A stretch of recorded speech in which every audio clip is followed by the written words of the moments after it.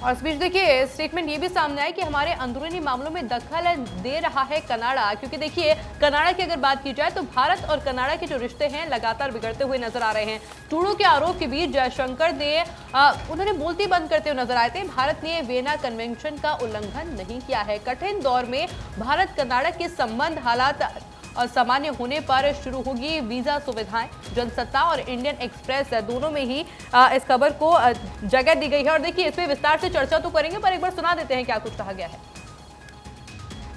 The relationship right now is going through a difficult phase. Hope, my expectation is that situation would improve. If we see progress there, I would like very much to resume the issue of visas. और देखिए बात आपने सुन ली। अब आप ये देखिए कि जनसत्ता में हेडलाइन क्या कुछ दी गई है।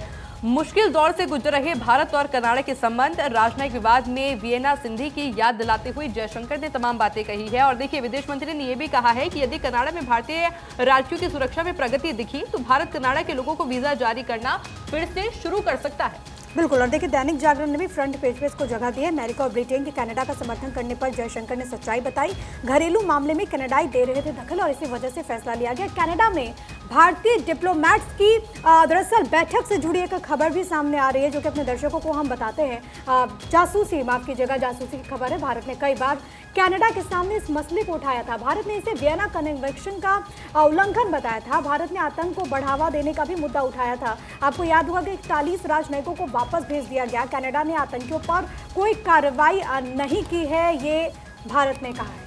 बिल्कुल प्रिया, एक बार मैं हेडलाइंस का जिक्र कर दूं। दैनिक जागरण की अगर बात करें तो यहाँ पर हेडलाइन दी गई है, अमेरिका व ब्रिटेन के कनाडा का समर्थन करने पर जयशंकर ने सच्चाई बताई। घरेलू मामलों में कनाडाई दे रहे थे दखल। अब विदेश मंत्री ने बोला कि वर्तमान में कठिन दौर से गुजर रहे भारत और कनाडा के रिश्ते हैं। कनाडा में भारत राजनयिकों के अनुसार के कारण काम करने पर वीजा यहाँ पर रोकना पड़ा। और एक और हेडलाइन जल्दी से मैं डिस्कस कर देती हूँ। यहाँ पर इकोनॉमिक टाइम्स में दी गई है, tough phase in India and Canada ties. Jaishankar ने खुद इस बात को एक्सेप्ट किया है कि किस तरीके से टफ फेज यहाँ पर देखने को मिल रहा है इंडिया और कनाडा के बीच।